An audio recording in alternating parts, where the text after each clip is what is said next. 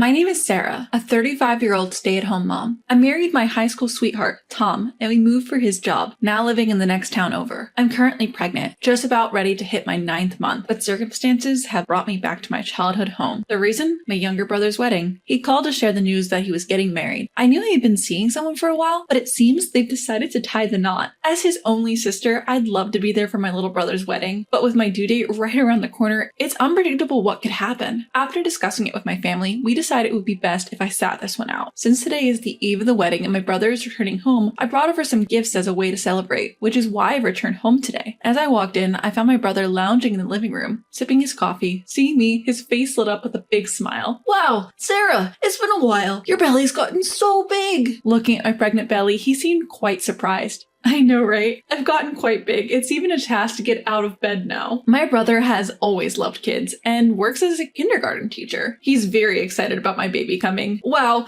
this is really amazing. Hey, can I touch your belly? He asked for permission to touch my pregnant belly, to which I replied, sure, go ahead. I didn't mind him touching my belly, so I let him go ahead. However, little did I know at the time that this would trigger an unthinkable incident. As my brother gingerly laid his hand on my belly, the baby inside gave his hand a gentle kick from within. Wow, this is so moving.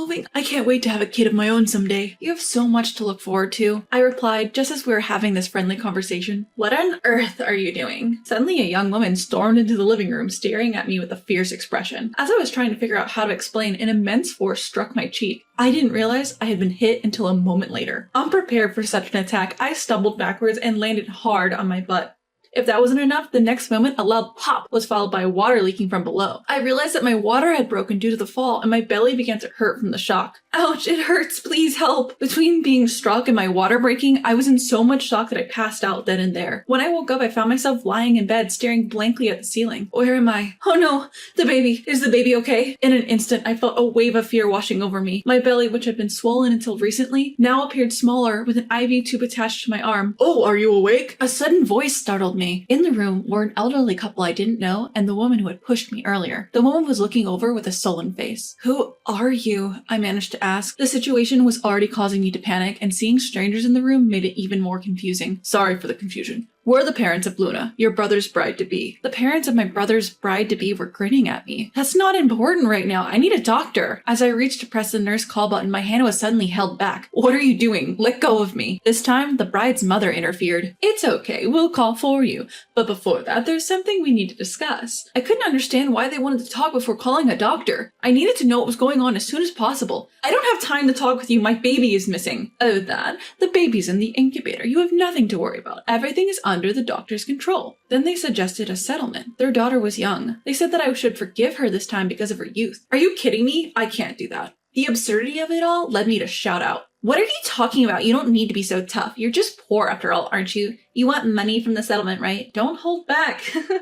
The three of them seemed to assume that I was poor and that I would certainly agree to a settlement if they offered enough money. But I couldn't accept that. They had disregarded my life and thought they could resolve it with money. I won't. I'm ready to fight. Earlier, you referred to my baby as that. I will never settle with someone who doesn't even apologize. Seeing my firm stance, they began to show their impatience. They increased the amount they offered, 1 million, 2 million, but no matter what they said, I wouldn't agree. Enough is enough. Because of you, my wedding was canceled, you know. If anything, I'm the victim here. If you don't agree to the settlement, I'll demand payment for the cancellation of the wedding. Just when I was at my wit's end, not understanding their pressure, and tears started welling up, a voice rang out. We've heard the whole story. With those words, my husband Tom and my brother suddenly walked into the hospital room. Both of them glared at the trio with a menacing look. Hey, where have you been? I've been calling you since earlier. I received a text that our wedding is canceled tomorrow, but there's no explanation. Explain it properly to me, Luna said as she tried to run towards my brother. Don't come any closer. You're not my bride. Huh? She was taken aback by the sudden comment and stopped in her tracks. What do you mean by not my bride? Aren't we supposed to be a couple since we're getting married? Are you joking about me not being your bride? Was she not understanding the situation, or did she think my brother was just messing around? Her face didn't seem to register the gravity of the situation yet. Do you think this is a joke? You let your emotions get the best of you, hit Sarah without hearing her out, and she ended up going into labor due to that. All you did was look down on her while she was in pain. Didn't even try to help, did you? That's right. She stood there with a faint smile looking down at me in pain, offering no help whatsoever until I passed out. I was just so shocked that I couldn't move. It's not like I didn't want to help. She insisted that she had intended to help but was too shocked to move. Really? But you seem to be quite relaxed looking at your smartphone and grinning. If you were really too shocked to move, you wouldn't be leisurely checking your phone, would you? She must not have thought that we saw that. I didn't miss the momentary twitch in her face. Well, I didn't mean any harm, but more importantly, our wedding was ruined, right? Don't you care about that? Don't you feel bad about the inconvenience caused to the people who came from afar? All because of that. Just like her mother, she referred to what happened to me and my baby as that. That word was more unforgivable than anything else. It wasn't just me who felt that way. Tom did too. I'm sorry, but on the way here, we filed a complaint. We can't let this go. Their smug faces from earlier dropped, gaping in surprise at Tom's words. Wait a minute, what do you mean you filed a complaint? She collapsed and went into labor on her own, right? If anything, our wedding got ruined. Shouldn't we be the ones demanding compensation? Hearing words like compensation and complaint, Luna became flustered, desperately wanting to marry my brother. Brian, don't you think that's a bit harsh? Our daughter didn't mean any harm. Please forgive her. Yeah, and isn't that woman also to blame? My daughter thought she was your mistress and got jealous. I think you bear some responsibility too. It seems Luna thought I was my brother's mistress, but he had shown her my photo in advance, so could there have been a misunderstanding? Even if there was, it's absolutely not acceptable to hit a pregnant woman. No matter what the reason is, hitting a pregnant woman is unforgivable. You haven't even apologized to Sarah once, have you? Why would I want to marry someone like that? Don't joke around. My brother raised his voice and Luna, looking pale, came over to me. I understand. I apologize. I'm very sorry for what happened. See, I apologize now, so please reconsider. It seemed like she was only apologizing reluctantly because she didn't want the marriage to be called off. No, it's too late for that. After hearing what you said, I can't even consider marrying you. I'll demand payment for the cancellation of the wedding and compensation. Stay out of my life. No matter what she said, my brother's mind was made up, and neither Tom nor I intended to withdraw the complaint. Despite other patients being around, all they cared about was not wanting to get divorced. They were desperate to have their wedding, worried about face saving before their relatives and colleagues. It didn't seem like they felt any remorse for the terrible thing they'd done to us. And so, my brother and Luna broke up. I felt sorry for him, but don't worry about it, Sarah. Actually, I'm relieved. I didn't marry such a heartless woman. If it's meant to be, I'll meet someone wonderful. His positive words reassured me a bit. Later, the doctor came to see us. The baby was fine, and I was told that we could go home together once my condition improved. Although I fell on my butt, my lower body was in pain, but other than that, there was no abnormality in my bones. The only pain was from the scar left by the emergency cesarean section. When I went to see my baby, they were crying energetically in their small bed. The moment I heard their voice, tears of relief streamed down my face. Thus, after several days in the hospital with my child, my health returned. And since neither my child nor I had abnormalities in our health, we finally reached the day of discharge. On the day of discharge, it seems that my husband Tom and my brother were coming to the hospital by car. I was waiting at the hospital entrance holding my child. It's all right, sweetie. Daddy will be here soon. You must be excited to go home. While I was soothing my child, that's when it happened. Ah! Suddenly, Luna raised her voice and swung a metal bat towards me and my child. What the hell?